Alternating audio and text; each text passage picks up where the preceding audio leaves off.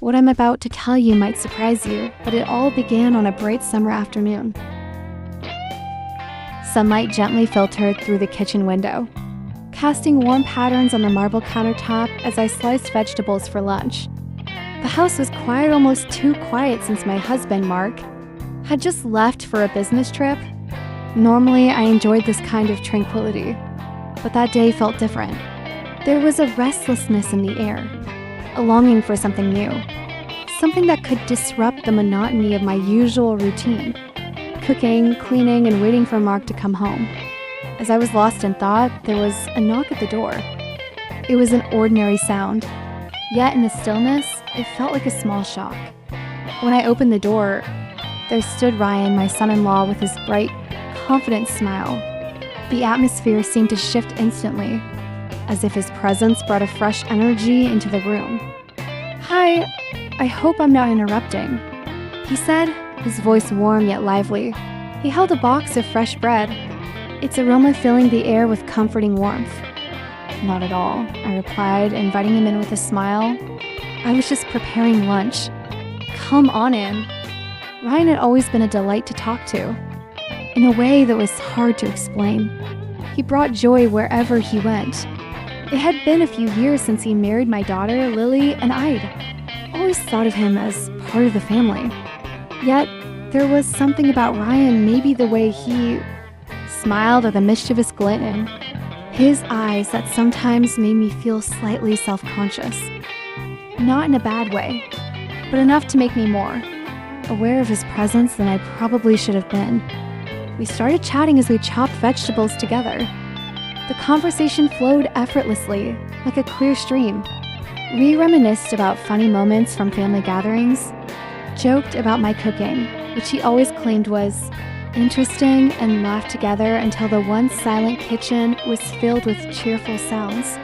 But behind the laughter and stories, there was something else. Something unspoken, hanging in the air like a shadow, intangible yet unmistakable.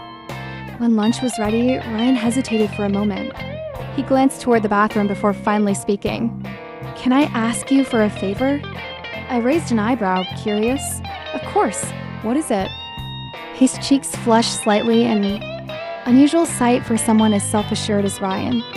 "I'm thinking of installing a shelf in the bathroom, but I'm not sure how to measure it properly. Could you help me?" The request caught me off guard. It wasn't anything out of the ordinary, but it felt oddly specific. I tried to steady myself, keeping my tone casual. "Sure, what kind of help do you need?" "I just need your opinion," he said with a faint smile.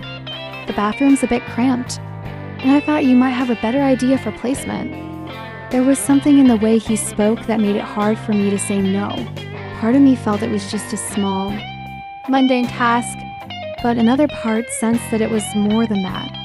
"All right," I said finally, smiling as I tried to ignore the quickened pace of my heartbeat. "Let's take a look." We walked together to the bathroom, a familiar small space with pastel tiles and floral shower curtains. Light from the tiny window reflected softly on the mirror, creating an almost romantic ambience. Ryan pointed to the wall where he wanted to install the shelf, and I stepped closer to get a better view. As we measured the space, our arms brushed occasionally, sending a strange sensation through me like a tiny spark of electricity.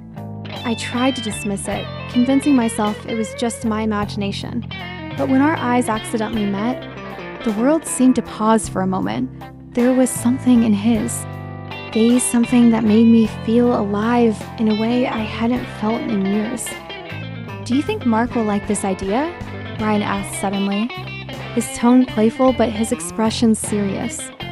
I tried to smile casually, even though my heart was racing.